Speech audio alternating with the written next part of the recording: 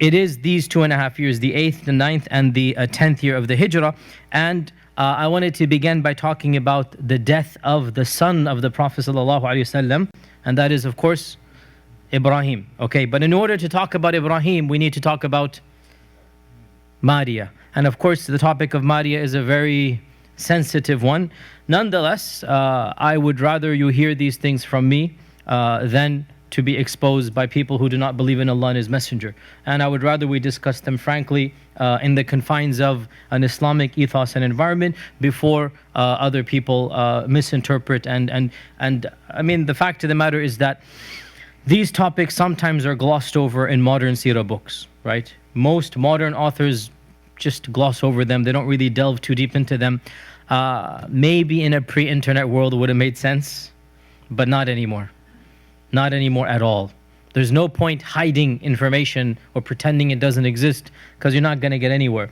And I will tell you from my own experiences as being a da'i, a lot of times our young brothers and sisters contact me and they've heard of a verse of the Quran or a hadith or something that they've never been taught in Sunday school, and this causes them doubt about Islam. And this isn't like people lying about the tradition. This is things found in our tradition that are simply glossed over. And when this young man or this young woman hears it for the first time, he's like, I can't believe this. This can't be true. Tell me it's not true. The hadith is in Bukhari, let's say. Tell me it's not true. I'm sorry, man, I can't tell you it's not true. It is true.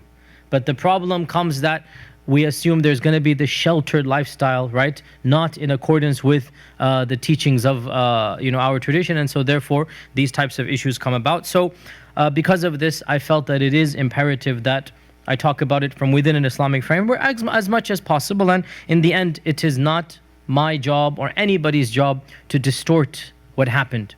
It is my job to convey and teach. And if people like it, they like it. If people do not like it, that is not a rejection of me. It is a rejection of Allah Azza wa Jal and His Messenger. So Maria, her name was Maria binti Sham'un. And Maria was gifted to the Prophet ﷺ by Jurayh ibn Mina.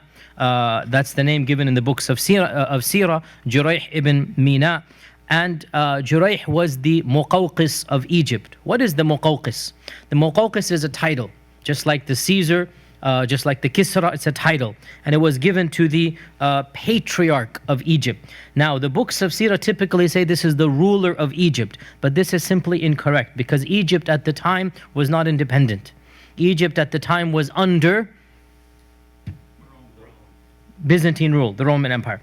So technically it is not correct. This is not an independent kingdom. Rather, this is a government appointed. This is a person appointed by Rome. He might have been Egyptian, maybe, but he was not a king. He was a patriarch appointed by the Roman Empire. And of course, back then, they appointed religious people, because remember, there was no separation of church and state. Back in those days, that they're appointing religious people. So they're appointing a patriarch, and it looks like this patriarch, if you look at the books of history, is Cyrus of Alexandria, right? Cyrus has been changed to Jurayh. So Cyrus was his actual Latin name, and then the Arabicized version is Jurayh, Cyrus of Alexandria. And because the Muslims conquered Egypt within 20 years, it just turned out that this was the final Byzantine prefect, was the title, prefect over Egypt. And this Cyrus, he was a Melekite Christian, and the Melekites were, there were no Catholics or Protestants at the time. We're talking about 620, 610 CE. This is pre-Catholic and pre-Protestant. And they had Nestorians, they had Melekites, they had Maronites, and others. So the Melekites become Greek Orthodox and Roman Catholic. So this is pre-Roman Catholic, and to this day the Greek Orthodox Church admires this person, Cyrus. The Greek Orthodox is somewhat similar to that tradition, and so they admire this person, Cyrus. So the Prophet ﷺ sent him a letter to Islam, and this letter is probably around the 8th year of the Hijrah. We talked about him sending letters to so many different people. We have no reports from Egypt about him receiving the letter and what his response was. Unlike the Caesar, we know what his response was in Rome. We have absolutely no reports. However, it is not too far-fetched to assume that he recognized the Prophet as being true, and that is why he was so polite to him. We don't know this for a fact, but it is an assumption to be made that neither did he tear the letter up, nor did he reject, nor did he ridicule. Rather, he gifted expensive gifts. He gave a mini fortune, and he wrote back a very polite letter to the Prophet ﷺ. And therefore, it's not too much of a stretch to make an assumption that this man, and he was a patriarch, which means he was an elder in the church, and he actually is a well-known theologian. Cyrus of Alexandria is well-known in the Greek Byzantine church as being an alim, if you like, right, from their perspective. He wrote books, he wrote about Jesus Christ and the nature of Jesus Christ. He has his theories, which is a very important topic for Christians. How do you reconcile the nature of the divine with the nature of the human? The point being, he's not a jahil. He's an alim from their tradition, and he responds with a lot of kindness and dignity. Perhaps he recognizes, but as is typical, he doesn't want to convert. And so what does he do? He sends a mini fortune. He sends 1,000 mithqal of gold, like 1,000 sachels of gold. That's a fortune. And he sends many fine garments. And he sends a donkey that was called Duldul.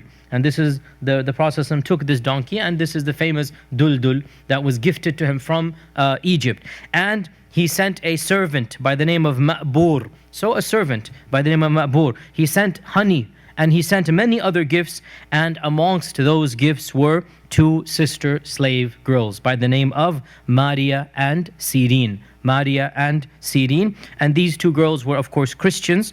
And some later books, they mention that these girls were gifted to the church by their noblemen fathers. Now, they had a custom, the church, and we know this even from the story of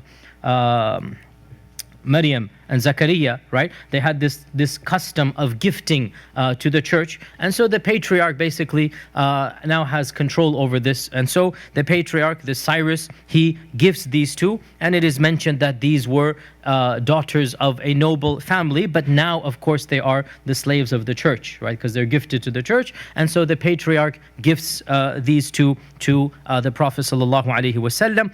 And the books of Seerah that do mention these things, they mention that these 2, obviously, young ladies were exceedingly beautiful. And because they were 2 sisters, and you cannot have 2 sisters at one time, so the Prophet ﷺ gifted Sirin to Hassan ibn Thabit.